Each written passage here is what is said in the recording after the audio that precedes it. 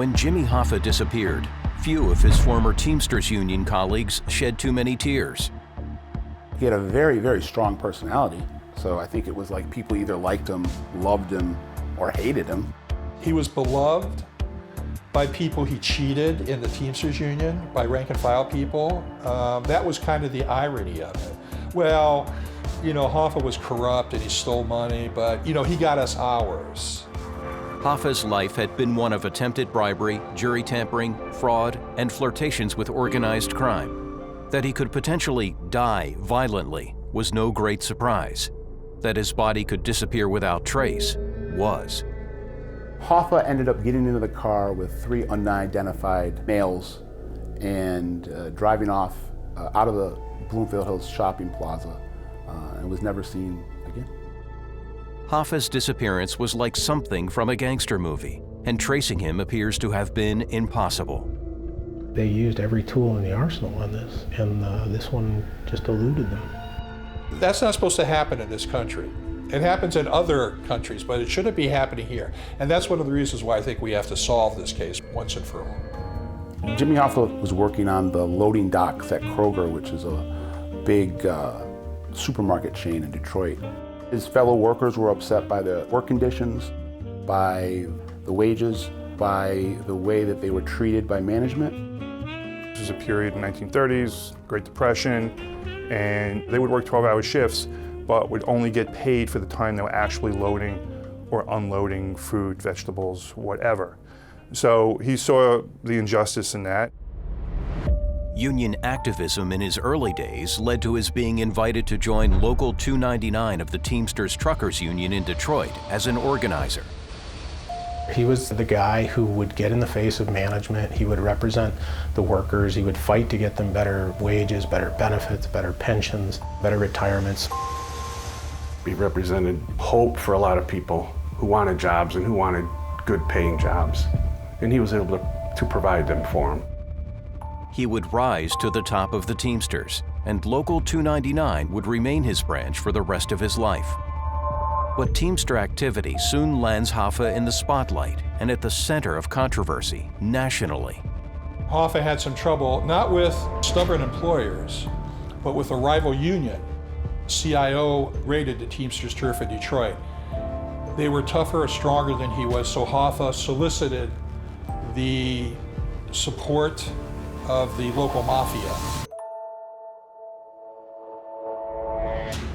And it was that pact that Hoffa had created, which sunk him basically from being a potentially great union leader to really nothing more than a labor racketeer.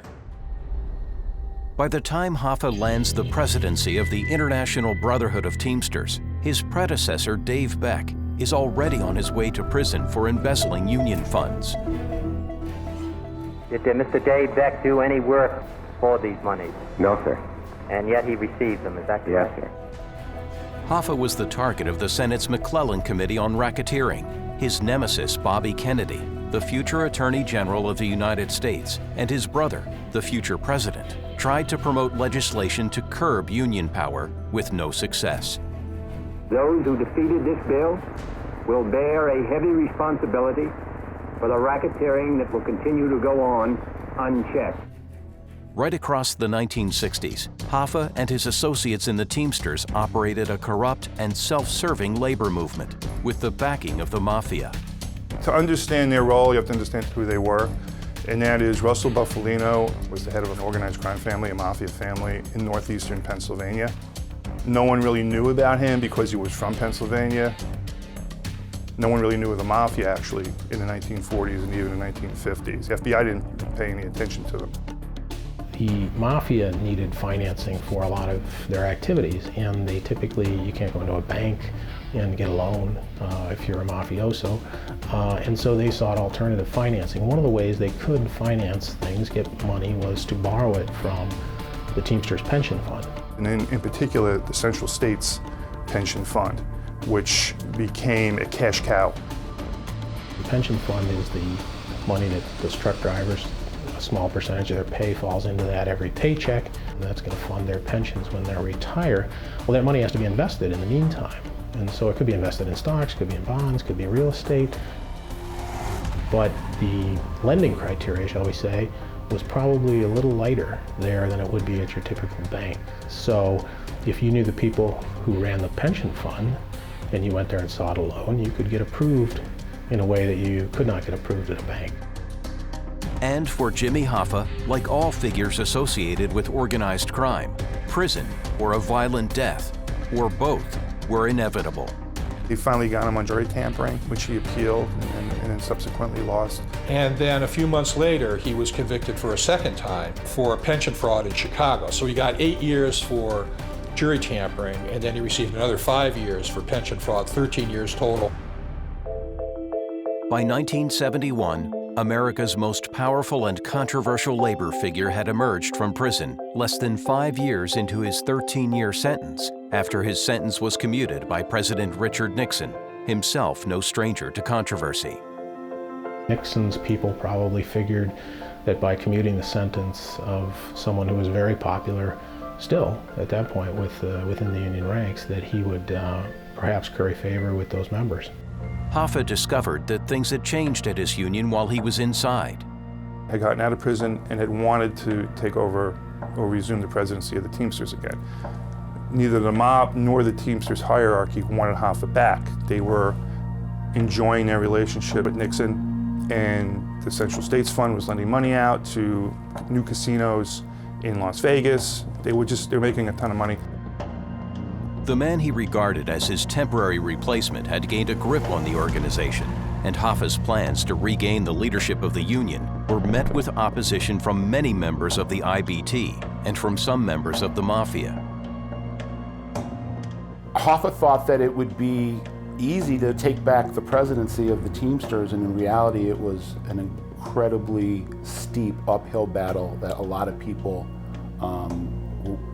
were giving him resistance on, including his former benefactors in the Mafia that had put him into power, and then at this point were refusing to reinstall him. It was at that point that Hoffa was out, and he wanted to get back in. At 58 years old, Hoffa had also fallen foul of a former Teamster ally, Mafia figure Anthony Provenzano.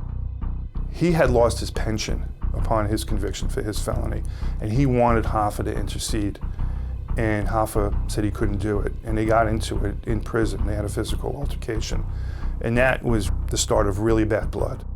Hoffa realized he had to make nice with Tony Provenzano because of the voting bloc that Provenzano controlled on the East Coast, and that he was going to need to corral Tony Provenzano back into his corner. During the final months of his life, he knew he was closed out institutionally. He couldn't violate the restriction on his commutation. He was trying every legal maneuver in the book trying to do so. He couldn't get away with it. So out of revenge, what he tried to do was he started talking. He was warned for 3 years that this was going to happen to him if he didn't stand down, kind of cease and desist this very loud, vocal, anti-mob campaign to take back the Union, that he was ruffling feathers that he didn't want to ruffle. He was going on 60 Minutes and telling everyone that when he got back into the Teamsters Union, he was going to cleanse it of mob influence. I mean, that's like going on CBS and taking a gun and playing Russian roulette. Up until the last couple weeks, he was being told, just shut up and leave. On July 30th, 1975, 3.5 years after his release from prison, Hoffa, now 62, arrived at the Red Fox restaurant in Bloomfield Township, a suburb of Detroit, to meet with Anthony Provenzano and Anthony Giacalone. A Detroit Mafia captain at the time, and the other was Anthony Provenzano, who was a New Jersey Mafia captain at the time. They were related by marriage, the Giacalones and the Provenzanos. Hoffa went to that meeting thinking that he was going to reconcile with a former friend and then a current nemesis. The 2 o'clock meeting appeared to be delayed. He was waiting and waiting and waiting. And realized by 2:30 that he had been stood up. He called his wife to see whether they had called to say that there was some sort of a delay or something like that. She told him that they had not, and then he told her that he was on his way home, that he was going to stop at the grocery store and pick up a couple steaks. That is the last anyone ever heard of Jimmy Hoffa. Here was an American citizen, very recognizable, who disappeared in broad daylight from a public place, never to be heard from again. If Jimmy Hoffa was killed, where did his body disappear to? It's one of America's most unexplained mysteries. The Mafia has ways of making bodies disappear. They have their hands in all kinds of industrial type businesses where they can make bodies disappear. Some say he ended up in a barrel, shipped to a New Jersey landfill. Hoffa's body was stuffed into a 55-gallon drum, loaded onto a gateway transportation truck, and shipped to an unknown destination in New Jersey. He may have been murdered and then buried in a farm close to Detroit. It was owned by somebody they knew and trusted. It was out in the country where there wouldn't have been a lot of people around. Quick, that they wouldn't have wanted to be holding on to this corpse for extended periods of time. Some theories say his body was buried within the foundations of notable American structures. It's definitely not in Giant Stadium. That's just like an impossibility. It just seems implausible. The bizarre hypotheses seem to have no limits. Hoffa's body is in the basement of the White House.